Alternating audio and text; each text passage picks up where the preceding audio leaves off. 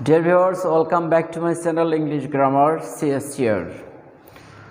আমরা একে একে গ্রামারের বিভিন্ন আইটেমের উপরে ক্লাস করে আসছি এবং ধাপে ধাপে সূক্ষ্মাতি সূক্ষ্ম বিষয়গুলো নিয়ে আলোচনা করার চেষ্টা করছি, যাতে করে তোমাদের গ্রামারের ফাউন্ডেশনটা অনেক বেশি স্ট্রং থেকে স্ট্রঙ্গার হয়। বিভিন্ন ধরনের একাডেমিক সিলেবাস বাদেও বিভিন্ন ভর্তি পরীক্ষা বা ভবিষ্যতে চাকরির পরীক্ষা অ্যাটেন্ড করতে তোমাদের আমার এই ক্লাসগুলো যেন অনেকটা হেল্প করতে পারে, সেই উদ্দেশ্যে গ্রামারের বিভিন্ন বিষয় নিয়ে আমি একে একে আলোচনা করতে চলেছি। আর তার ধারাবাহিকতায় আজকে যে টপিকটি নিয়ে এসেছি শিক্ষার্থীবৃন্দ, তা অবশ্যই তোমাদের অনেক বেশি হেল্পফুল হবে যদি তোমরা ক্লাসটি শুরু থেকে শেষ পর্যন্ত মনোযোগ সহকারে দেখো। তবে মূল ক্লাসে যাওয়ার আগে আমি বরাবরের মতো আহ্বান করতে চাই, যারা এখন পর্যন্ত আমার চ্যানেলটি সাবস্ক্রাইব করেননি, আশা করি তারা সাবস্ক্রাইব করবেন। যারা অলরেডি সাবস্ক্রাইব করেছেন তাদের অশেষ ধন্যবাদ। তো শিক্ষার্থীবৃন্দ, তাহলে আর দেরি নয়, আমি শুরু করতে চলেছি আজকের মূল টপিক।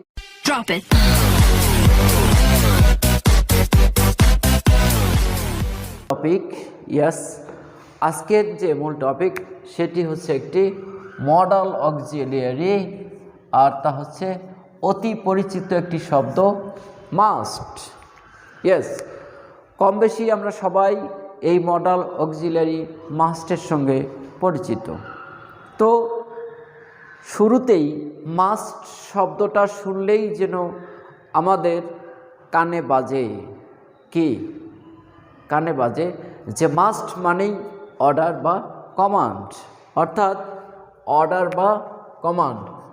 আমরা প্রথমত এই মাস্ট শব্দটি ব্যবহার করি, মডাল হিসেবে ব্যবহার করি কি কমান্ড বা অর্ডার হিসেবে, অর্থাৎ নির্দেশ বা আদেশ হিসেবে। যেমন উদাহরণস্বরূপ একটা সেন্টেন্স বলা যেতে পারে, you must stop here, you must stop here. Okay, তোমাকে অবশ্যই এখানে থামতে হবে। তারপর ধরো you must stop writing, you must stop writing.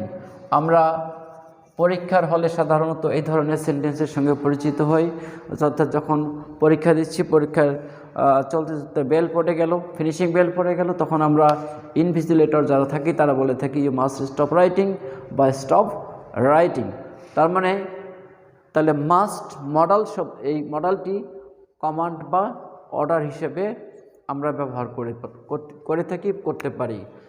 আচ্ছা, এরপরে ধরো আমরা অনেক ক্ষেত্রে এই মাস্ট মডালটি সাজেশন বা উপদেশ অর্থেও কিন্তু ব্যবহার করতে পারি। যেমন ধরো suggestion, suggestion or advice, suggestion or advice. যেমন ধরো ইউ মাস্ট স্টাডি অ্যাটেন্টিভলি। তোমাকে অবশ্যই মনোযোগ সহকারে পড়তে হবে, ইউ মাস্ট স্টাডি অ্যাটেন্টিভলি। তারপর যেমন এটা হতে পারে, you must not waste your time, you must not waste your time. তুমি অবশ্যই সময় নষ্ট করবে না। এটি কি সাজেশন বা অ্যাডভাইস হিসেবে এসে থাকে। আচ্ছা, তারপর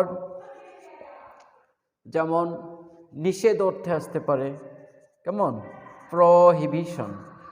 প্রহিবিশন বা নিষেধ অর্থে আমরা এটা ব্যবহার করতে পারি। যেমন ধরো you must not speak here loudly, you must not speak here loudly, তুমি অবশ্যই বা তোমরা অবশ্যই এখানে জোরে কথা বলবে না। তার মানে কি এখানে জোরে কথা বলা নিষেধ। আচ্ছা, তারপর ধরো ইউ মাস্ট অ্যাভয়েড বা you must not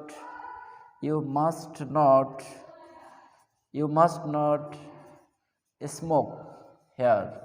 you must not smoke here, তুমি বা তোমরা অবশ্যই এখানে ধূমপান করবে না। আচ্ছা, আবার এমনও হতে পারে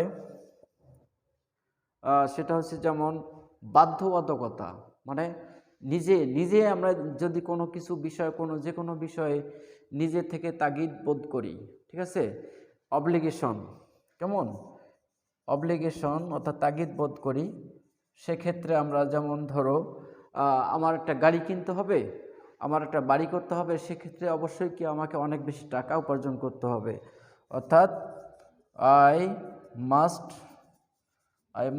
আর্ন আ লট।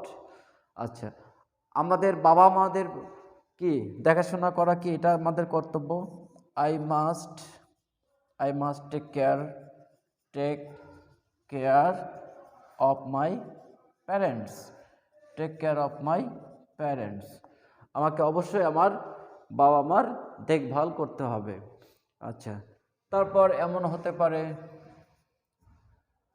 ধরো আমরা অনেক সময় কোনো অবস্থা দেখে, কোনো পরিস্থিতি দেখে কারো সম্পর্কে কোনো সিদ্ধান্ত নিতে পারি, অনুমান করতে পারি।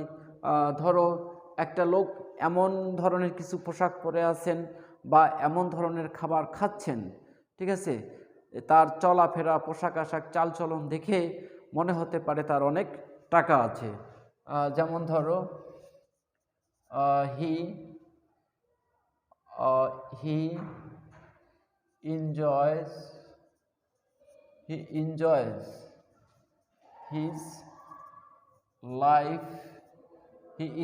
his life much. He must be rich. না, এখান থেকে আমরা একটা অনুমান করতে পারি, ধরে নিতে পারি যে লোকটি ধনী হতে পারে। আচ্ছা, এরপর ধরো আমরা বর্তমানে যে জায়গায় অবস্থান করছি এই জায়গা থেকে অনেক দূরের আকাশে দেখা যাচ্ছে অনেক মেঘ, বা আস্তে আস্তে আমাদের এখানে আবহাওয়াটা ঠান্ডা হয়ে আসতেছে, তখন আমরা কি বলে থাকি যে ওই জায়গায় হয়তো বা বৃষ্টি হচ্ছে বা বৃষ্টি হতে পারে। যেমন it must be raining there right now. সেখানে হয়তো বা বৃষ্টি হতে পারে।